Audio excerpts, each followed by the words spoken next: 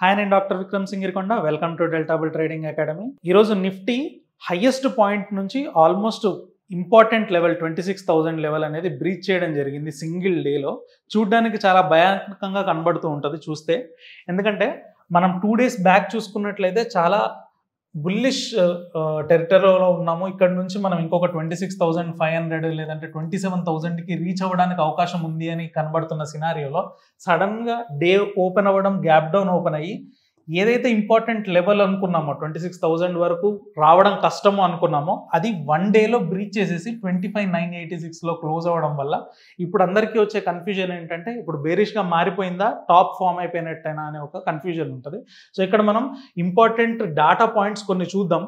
So టెక్నికల్గా చూడడానికి అలాగే కనబడుతుంది, ఎంగల్ఫింగ్ క్యాండిల్ కాబట్టి past 4 to 5 days of profit అంతా ఇంటికి తీసుకెళ్ళిపోయింది కాబట్టి మార్కెట్ ఇక్కడ డిసిషన్ తీసుకోవడం టెక్నికల్లీ పాసిబుల్ అవ్వదు, ఎందుకంటే మనకు భయం అనేది స్టార్ట్ అవుతూ ఉంటుంది. కానీ మనం డెరివేటివ్ డేటా ప్రకారంగా ఈరోజు జరిగిన మూమెంట్లో ఏం జరిగింది అనేది తెలుసుకున్నామంటే నెక్స్ట్ ఏం చేయొచ్చు అనేది మనకు అర్థమవుతుంది. సో డెరివేటివ్ డేటా చూడండి, పొజిషన్స్ ప్రకారంగా ఫ్యూచర్స్లో చూసుకున్నట్లయితే ఈ లాంగ్స్ ఏవైతే బిల్డ్ అయ్యాయో ఈరోజు షార్ట్స్ బిల్డ్ అవ్వలేదు. మనకి ఈరోజు జరిగిన మూమెంట్ కేవలం మనకి లాంగ్ అన్వైండింగ్స్ జరగడం మనం గమనించవచ్చు. ఎందుకంటే ప్రైస్ పడిపోతూ ఓపెన్ ఇంట్రెస్ట్ కూడా పడిపోయింది అంటే దాని అర్థం ఏంటి అంటే ఇక్కడ ఎవరైతే లాంగ్స్ తీసుకున్నారో వాళ్ళు ప్రాఫిట్స్ బుక్ చేసుకున్నారు తప్ప కొత్త షార్ట్స్ అనేవి సిస్టంలోకి రాలేదు అనే విషయం మనకి ఫ్యూచర్స్ ఓపెన్ ఇంట్రెస్ట్ని బేస్ చేసుకొని చెప్పొచ్చు. రెండోది మనం గమనించాల్సింది ఏంటంటే ఐవీ స్పైక్స్ అనేవి జరగలేదు. జనరల్గా ఫియర్లో మార్కెట్ కనుక పడిపోయినట్లయితే మనకి ఐవీ స్పైక్ అనేది కనబడుతుంది కాబట్టి ఐవీ కూడా స్పైక్ లేకుండా ఉంది కాబట్టి మనం ఒక విషయం గుర్తించాల్సింది ఏంటంటే ఇక్కడ మనం కంగారు పడాల్సిన అవసరం లేదని. ఇంకొక మేజర్ పాయింట్ ఏంటంటే జస్ట్ నిన్నటి వరకు జరిగినటువంటి రోల్ ఓవర్స్ చూడండి, 80% ఆఫ్ ది పొజిషన్స్ మనకి నెక్స్ట్ ఎక్స్పైరీకి మూవ్ అవ్వడం జరిగాయి. అంటే సెప్టెంబర్లో ఏదైతే బయాస్ ఉందో ఆ బయాస్తో ఉన్నటువంటి పొజిషన్స్ బుక్ చేసుకొని ఇంటికి వెళ్లకుండా ఈ కాంట్రాక్ట్స్ని నెక్స్ట్ మంత్కి షిఫ్ట్ చేసుకోవడం జరిగింది. జనరల్గా ఏమవుతూ ఉంటుందంటే ఎప్పుడైతే ప్రస్తుతం నడుస్తున్న ఎక్స్పైరీలో టైం తగ్గిపోతూ ఉంటుందో నెక్స్ట్ మంత్ ఎక్స్పైరీకి చాలా ఎక్కువ టైం ఉంటుంది కాబట్టి ప్రీమియం కూడా ఎక్కువ కలెక్ట్ చేస్తూ ఉంటారు. అంటే ఇక్కడ మనకి ఒక 1,000 రూపీస్ ప్రాఫిట్లో ఉన్నాం అనుకోండి, ఈ ప్రాఫిట్ని ఇంటికి తీసుకెళ్లకుండా మళ్ళీ దీన్ని క్యారీ ఫార్వర్డ్ నెక్స్ట్ మంత్ కూడా నేను తీసుకెళ్తాను అనుకున్నప్పుడు ఈ ప్రాఫిట్లో నుంచి 20 to 30 రూపీస్ మనం ప్రీమియంగా ఇచ్చేయాల్సి వస్తుంది. సో దీన్ని రోల్ ఓవర్ కాస్ట్ అంటారు. సో ఇలా రోల్ ఓవర్ కాస్ట్ పే చేసినా పర్లేదు, నేను నెక్స్ట్ ఎక్స్పైరీకి నా పొజిషన్స్ తీసుకెళ్తా అనుకున్న వాళ్ళు 80% ఉన్నారు. అంటే సెప్టెంబర్లో ఏదైతే బయాస్ ఉందో అక్టోబర్కి ఆ బయాస్ చాలా స్ట్రాంగ్గా మూవ్ అయిపోయింది నెక్స్ట్ ఎక్స్పైరీకి అని మనం ఇక్కడ గుర్తించవచ్చు. సో దీనివల్ల మనకు అర్థమైంది ఏంటి అంటే ఫ్యూచర్స్ డేటా బేస్ చేసుకొని మనం ఏం చెప్పొచ్చు అంటే ఈరోజు జరిగినటువంటి మూమెంట్ అనేది మనం ఇప్పుడే కంగారు పడాల్సిన అవసరం లేదు. మార్కెట్లో ఒక చిన్న నీజర్క్ లాగా జరిగింది. సో ఈ 25,986 దగ్గర ఏం జరుగుతుంది, నెక్స్ట్ 2 డేస్ ఏం జరుగుతుందని మనం గమనించాలి.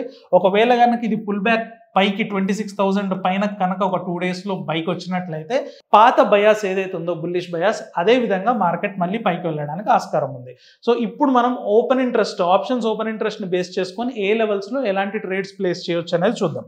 ఇక్కడ చూడండి, ఆప్షన్స్ ఓపెన్ ఇంట్రెస్ట్లో ఇప్పుడు 26,000 ఏదైతే మనకి హ్యూజ్ సపోర్ట్ కింద ఫామ్ అయిందో ఇంతకుముందు అది ఇప్పుడు హ్యూజ్ రెసిస్టెన్స్ కింద మారిపోయింది. ఎందుకంటే మన పుట్ ఆప్షన్స్ అన్నీ కూడా అన్వైండ్ అవ్వడం జరిగాయి, కాల్ ఆప్షన్స్ అన్నీ కూడా అడిషన్స్ జరిగాయి. సో ఇక్కడ ప్రస్తుతానికి ఈ లెవెల్ అనేది స్ట్రాంగ్ రెసిస్టెన్స్ కింద మారింది అని చెప్పుకోవచ్చు. సో ఎక్కడ సపోర్ట్ వస్తుంది మళ్ళీ నెక్స్ట్ అంటే 25,800 దగ్గర ఒక రీజనబుల్ సపోర్ట్ మనకు కనబడుతుంది. అది తప్ప మిగతా ఎక్కడ కూడా మనకి పెద్ద సపోర్ట్ లెవెల్స్ కనబడట్లేదు కాబట్టి ఒకవేళ 26,000 దగ్గర నుంచి ఇలాగే స్లిప్ అవుతే 25,800 దగ్గర మళ్ళీ సపోర్ట్ రావడానికి అవకాశం ఉంది. కానీ ఇది నెక్స్ట్ 2 డేస్లో కనుక ఈ రెసిస్టెన్స్ని మార్కెట్ పాటించకుండా ఈ లెవెల్ దాటినట్లయితే వీళ్ళ అన్వైండింగ్స్ మాత్రమే మనకి సరిపోతుంది 26,300 and 26,400 దగ్గరికి వెళ్ళడానికి మార్కెట్. సో జనరల్గా నడుస్తున్న బుల్లిష్ బయాస్తో అండ్ మనకి ఫ్యూచర్స్ ఓపెన్ ఇంట్రెస్ట్లో మనం చూసినటువంటి బయాస్తో చూసుకున్నట్లయితే డౌన్ సైడ్ ట్రేడ్ చేయడం కన్నా కూడా 26,000 లెవెల్ని బ్రీచ్ చేయడం కోసం వెయిట్ చేసి 26,000 లెవెల్ని కనుక బ్రీచ్ చేసినట్టయితే అప్ సైడ్ పొటెన్షియల్ ఎక్కువ ఉంటుంది కాబట్టి 26,000 కాల్ ఆప్షన్ని కొని 26,300 కాల్ ఆప్షన్ని అమ్మినట్లయితే ఈ బుల్ కాల్ స్ప్రెడ్లో మనకు ఎక్కువ రివార్డ్ రావడానికి అవకాశం ఉంటుంది. ఈ లెవెల్ ఒకవేళ బ్రీచ్ చేయకపోతే 25,800 వరకు వెయిట్ చేసి ఈ లెవెల్ని కూడా మార్కెట్ ఆనర్ చేయకపోతే అప్పుడు మనం బేరిష్ సైడ్ గురించి ఆలోచించాలి. అప్పటి వరకు కూడా ఇప్పుడే కంటిన్యూస్గా బేరిష్ అయిపోయింది అనే వ్యూ అనేది ఇప్పుడే తీసుకోవాల్సిన అవసరం లేదని చెప్పొచ్చు మనం. సో ఈ విధంగా మనం ఫ్యూచర్స్ అండ్ ఆప్షన్స్ డేటాను బేస్ చేసుకొని ట్రేడ్స్ ప్లేస్ చేసుకున్నట్లయితే బుల్ కాల్ స్ప్రెడ్ క్రియేట్ చేసుకున్నట్లయితే తక్కువ రిస్క్ తోటి ఎక్కువ రివార్డ్ రావడానికి అవకాశం ఉంటుంది. మళ్ళీ ఇలాంటి అనలిటికల్ వీడియోతో నెక్స్ట్ వీడియోలో కలుసుకుందాం. Thank you.